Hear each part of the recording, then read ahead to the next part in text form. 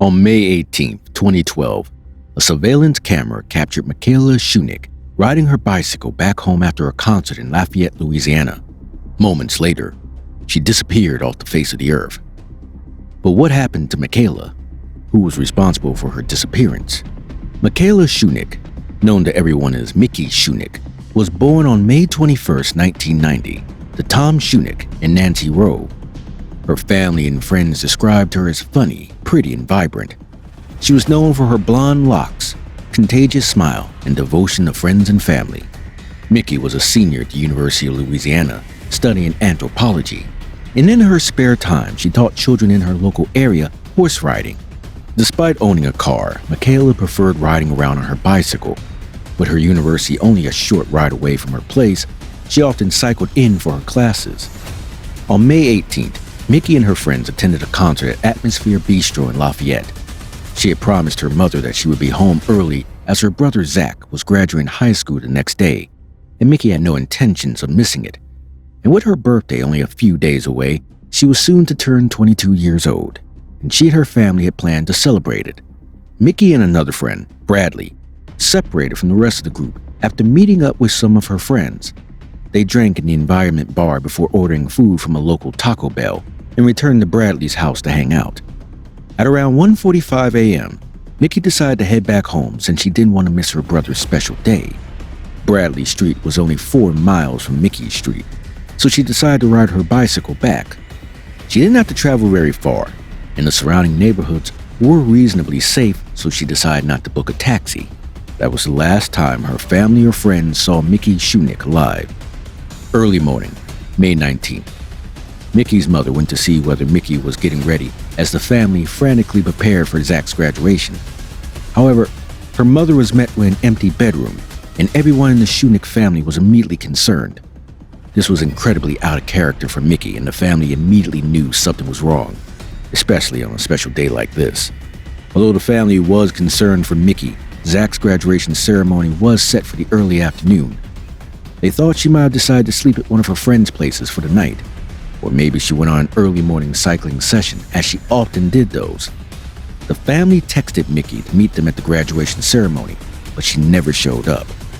Her family decided to go to the graduation without Mickey, expecting her to be there when they arrived home, but she wasn't. She was not replying to texts, and her phone went straight to voicemail. Over the day, worries about her safety had grown, and the initial silence had become intolerable. By 5 p.m., she had been missing for the entire day, and her parents started panicking. They called the Lafayette Police Department and reported her missing. The police took her parents' concerns very seriously.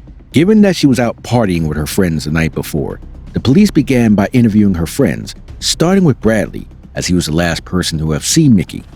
Although he was nervous, Bradley answered all of their questions, and his story was checked out. He told officers that Mickey left his house at around 1:45 a.m. The police then checked the CCTV cameras from the bar and Taco Bell, where Bradley claimed they both had been on the night she had disappeared. The police found enough evidence to confirm Bradley's accounts. The next day, dread and anxiety gripped those close to Mickey, who was still missing. Missing person posters were distributed throughout the city. The parent of one of the children Mickey taught horseback riding to offered a reward of $10,000 for her safe return, which soon grew to $25,000. They even held a vigil in her honor to pray for her. The investigation began by estimating her most likely route home, and from there they asked the community to give them all surveillance footage, which the community gladly provided. After watching hours of CCTV footage, the police finally got their first big lead. One of the videos showed a female riding a bicycle down a dark street, and it was confirmed that she was the missing Mickey. A few moments later, she was spotted again on St. Landry Street. Until this point, Mickey was riding towards her home, but after this footage, it was as if she had disappeared in the thin air. The investigation seemed to go nowhere after this, before some officers pointed out something quite peculiar. In the first surveillance footage, Mickey was driving behind a white truck. A few moments later, this truck was seen on St. Landry Street, moving in the same direction as Mickey, and within 2 minutes, the cameras captured the truck again on the same surveillance camera, this time going in the opposite direction. It was clear that whoever was driving the truck was the fundamental lead to Mickey's case. 8 days after Mickey's sudden disappearance, on May 27, some substantial evidence finally came in. 25 miles east of her last known location, 2 fishermen discovered a bicycle fitting the description of Mickey's. It had been found in a swampy, remote area of the river. The bike was damaged, showing it had been hit from behind. After the discovery of the bicycle, the Lafayette community grew concerned that Mickey's body would be the next thing they found. However, after days of searching, no new evidence presented itself. Later, another substantial clue was revealed. A call had come in to report that someone they knew was acting very agitated and paranoid when a news clip about Mickey was shown inside the office. A few moments after this encounter, the police learned of a white Chevrolet Z71 pickup truck found burnt in San Jacinto County, Texas. The truck was a match for the one in question, and whoever destroyed it was not thorough enough, as the police were able to read the license plate. After running it through a database, they found it was registered to a man by the name of Brandon Scott.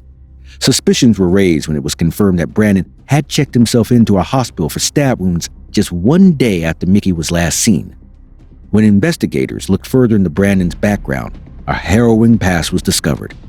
He was a convicted Tier 3 sex offender, the highest classification that can be given, and had spent 8 years in prison on the charges of sexual battery. He had an addiction to using escort services, and despite having a fiancée, had multiple girlfriends across the United States. The police felt they had enough evidence to arrest Brandon for the kidnapping of Mickey, but with no sign of Mickey or a body, arresting him proved to be a risk. Nevertheless, the police had to do something to push the case. So, in July of 2012, a warrant for his arrest was issued. He was arrested on July 7th, and the police wasted no time asking him about Mickey's disappearance. He then invoked the 5th and asked for an attorney. A grand jury eventually charged him with aggravated kidnapping and first-degree murder, which was a risk as they had to rely on circumstantial evidence as Mickey's body was never found. This was until August 7, 2012. 80 days after her disappearance, Mickey Shunick's decomposing corpse was found, following a tip from a concerned citizen near an unpaved road in Evangelis Parish. The body was confirmed to be Mickey's using dental records. She had been stabbed multiple times, with a final gunshot to the head. With Brandon in custody and Mickey's body now discovered, all investigators needed to do was connect their suspect to their victim. But that was proving difficult. The investigators wanted to hear the full story from Brandon himself. They met with Mickey's family to agree on a deal that put the death penalty off the table for Brandon if he told them what had happened that night. With this plea in place, Brandon gave the police horrific details about what had occurred in the early hours of that morning. He told the police that he saw Mickey cycling and ran into her, knocking her off her bike. He then forced her into the truck where she pulled out her phone to call for help. Mickey sprayed pepper spray in Brandon's face, which she always carried, and grabbed his knife and stabbed him several times. After which, Brandon stabbed her several times and believed she was dead. He drove the truck into a nearby field, where Mickey suddenly jumped back into action. She stabbed Brandon several times in the chest, but Brandon had a handgun and he retaliated by shooting her in the head. Brandon also confessed to another murder of yet another Lafayette resident, Lisa Petit, who went missing in June 1999. He stood trial and pled guilty to 2 counts of murder and was finally given 2 life sentences without the possibility of parole. For all her courage and bravery, Mickey was also a caring individual. She was putting her schooling behind her at the start of her adult life and could have lived a very fruitful life. Her mother, although devastated by the death of her daughter, was proud of the bravery and fight Mickey put up in her last moments. Her mother publicly stated, "My courageous child faced down a monster. Now I think I can face monsters too, and so can you."